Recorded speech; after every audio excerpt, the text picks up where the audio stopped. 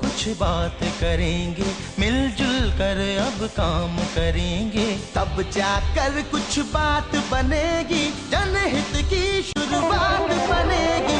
भारतीय छात्र संसद, भारतीय छात्र संसद। Sulajja Firodia Motwani is the Joint Managing Director of Kinetic Engineering Limited.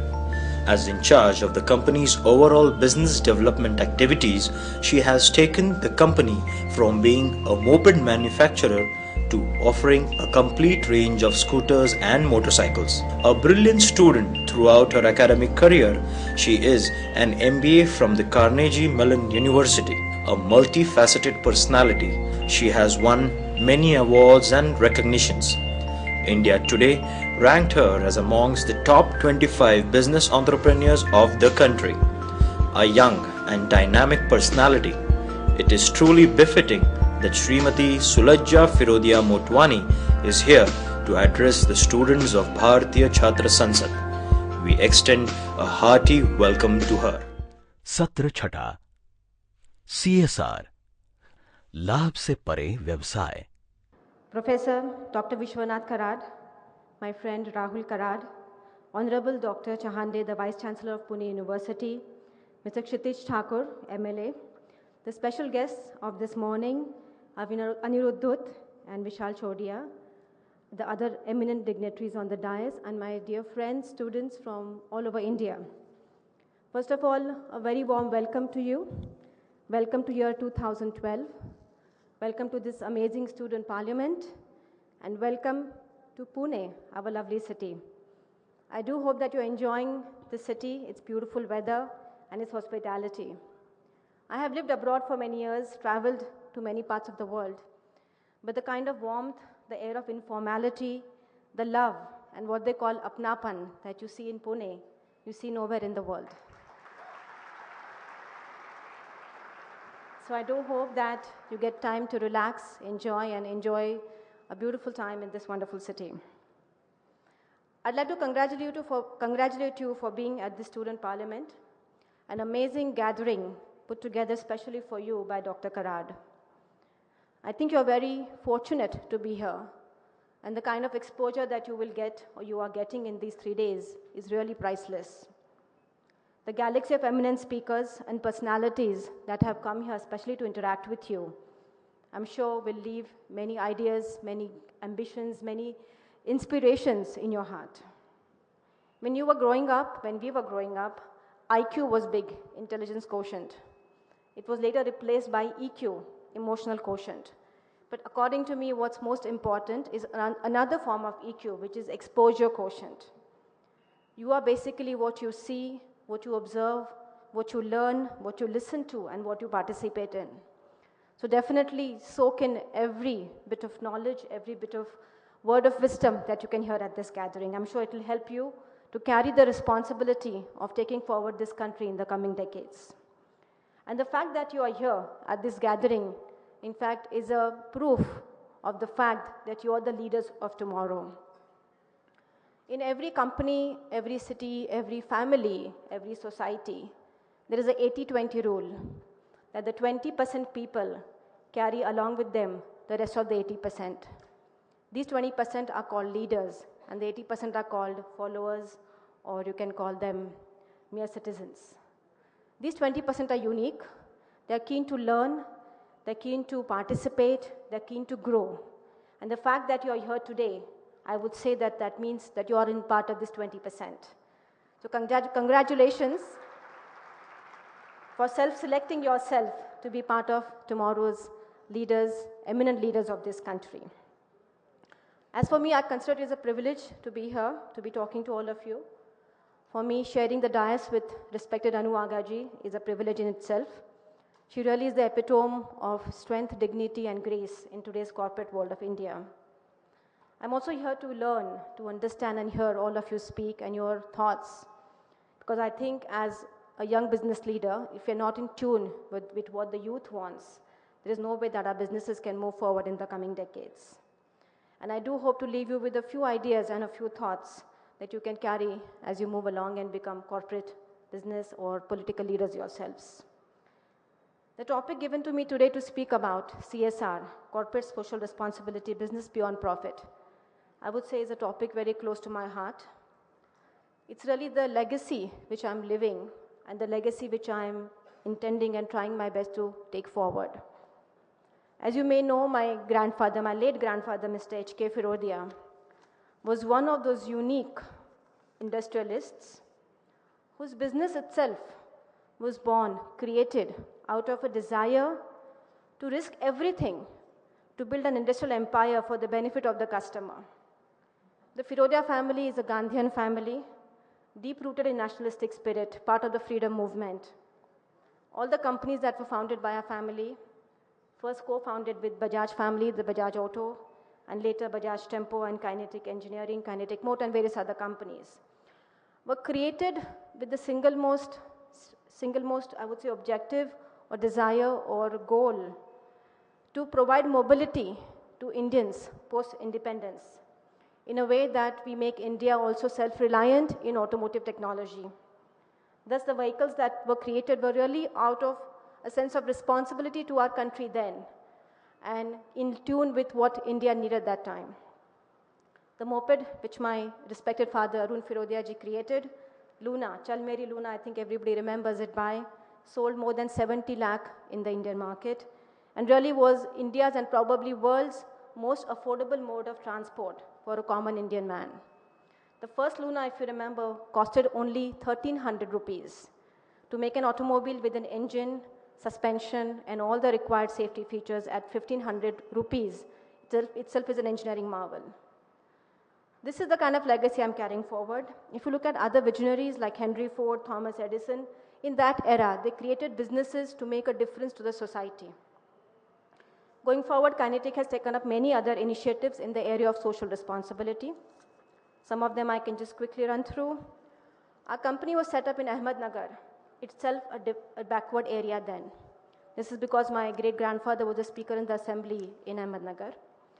We created a large factory, many schools, and a lot of supplier and ancillary industry in Ahmednagar and helped make it a center of industrial activity.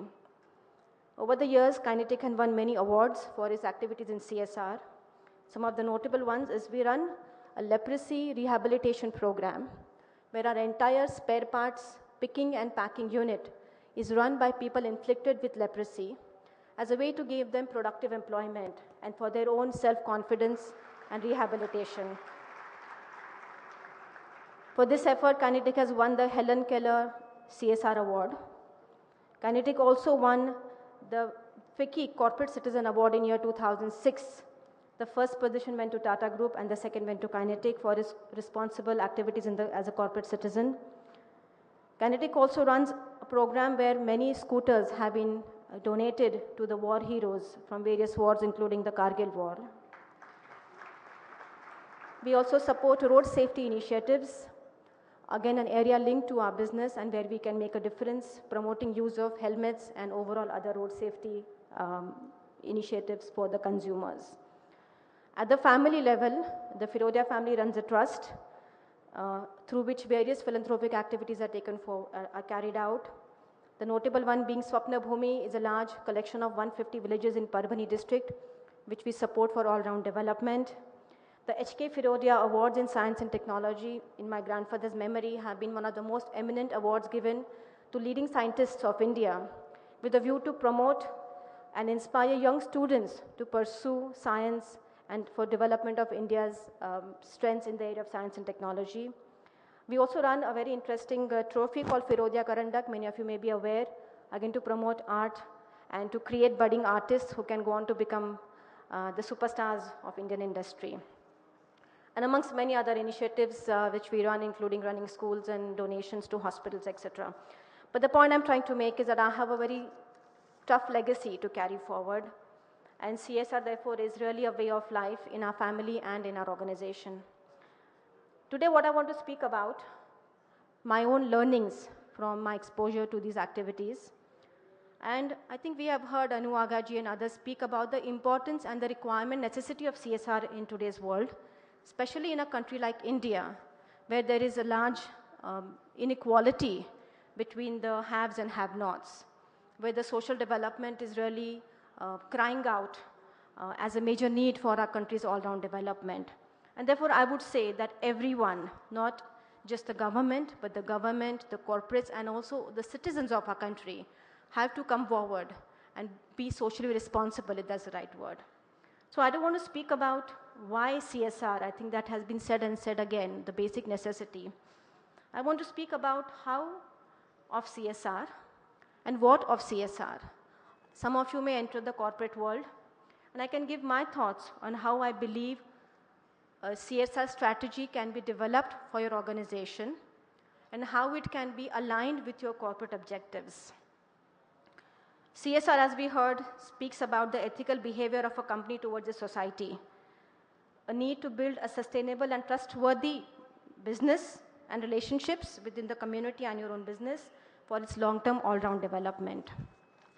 In this, we have to be careful. It's kind of like the karma of a business. We are, as most of us, maybe Hindus, believe that if you do good, good will happen to you. Similarly, business, karma of business is being good so that good outcome can be expected from your business.